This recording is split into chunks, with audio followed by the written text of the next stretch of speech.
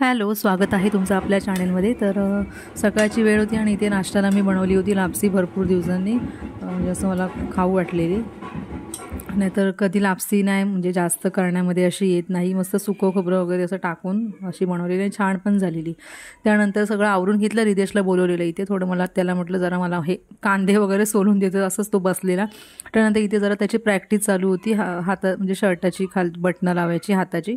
तर भरपूर म्हणजे आम्ही असं ट्राय करत होतो, म्हणजे त्याला असं शिकवायला थोडंसं खूप डिफिकल्ट आहे त्याच्यासाठी। तो पण इथे ट्राय करत होता, म्हणजे कसं लावायचं आहे ते, आणि थोडं थोडं त्याला आम्ही हेल्प करत होतो। आणि मग फायनली कसं तरी मग ते शेवटी फायनली बटन आम्ही लावलं।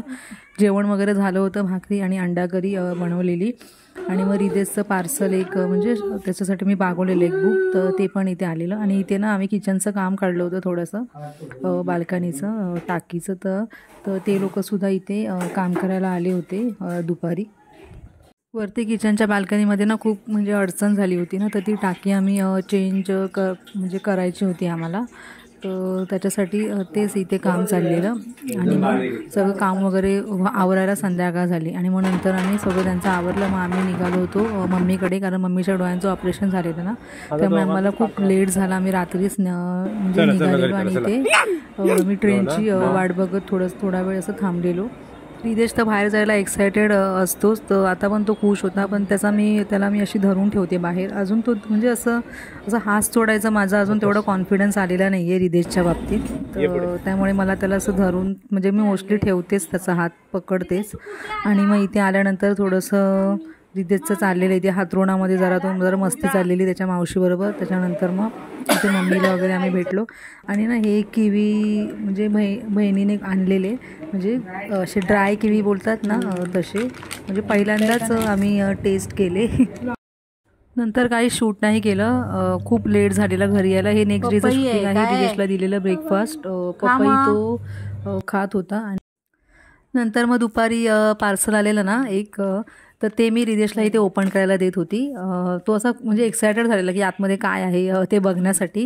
मी त्याच्यासाठी ना स्टोरी बुक मागवलेलं, एक मुलीची स्टोरी आहे आणि 3 बियर्स अशी, आणि थोडंसं रिव्ह्यू चांगले आले होते म्हणून म्हटलं चला रिदेशसाठी मागूया बुक्स, कारण एकच ते स्टोरी 1-2 स्टोरी बुक ते हे वाचून म्हणजे तो पण थोडासा असं बोर झाला होता, म्हणून मी म्हटलं चला नवीन मागूया। आणि थोडं लँग्वेज डेव्हलपमेंटसाठी हे चांगलं आहे, मुलांची अंडरस्टँडिंग वगैरे वाढण्यासाठी, त्याच्यासाठी मग मी मागवलेलं। आणि इथे असं छान बुक आहे, आणि एकदम असं बोलतात ना त्याचे पेजेस थिन नव्हते, म्हणजे बोर्ड बुक असं आपण म्हणतो ना त्याला, बोर्ड बुक, तर ते तसं त्या टाईपचं हे बुक होतं। तर सगळे असे रिव्ह्यू वगैरे बघूनच मी हे बुक मागवलेलं, आणि मला हे बुक खूप आवडलं।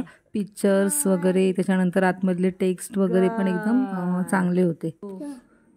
दे decided to go for a walk in the forest.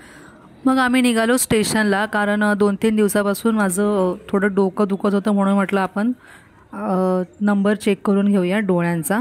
म्हणून मग आम्ही आय शॉपमध्ये गेलो होतो नंबर चेक करायला। इथे त्या रिदेशला सांगितलं नव्हतं पप्पा भेटणार आहेत, त्यामुळे रिदेश असा एकदम शॉक झालेला बघून त्याच्या पप्पांना। आणि त्यानंतर मग आम्ही शॉपमध्ये गेलेलो। मग आम्ही शॉपमध्ये पोचलो, त्यानंतर नंबर चेक केला, तर माझा नंबर वाढला होता एका डोळ्याचा। आणि मग त्यानंतर मी इथे फ्रेम अशी बघत होती, पण नाही घेतली मी फ्रेम, कारण मी म्हटलं की म्हणजे जी जुनी फ्रेम होती ती चांगली आहे, म्हणून उगाच आत्ताच नको घ्यायला, म्हणून मी नाही घेतली। फक्त ग्लास त्या फ्रेममध्ये चेंज करून घेतला। त्यानंतर मार्केटमध्ये गेलो, भाजी घेतली आणि घरी गेलो। असा होता आजचा दिवस। थँक्यू।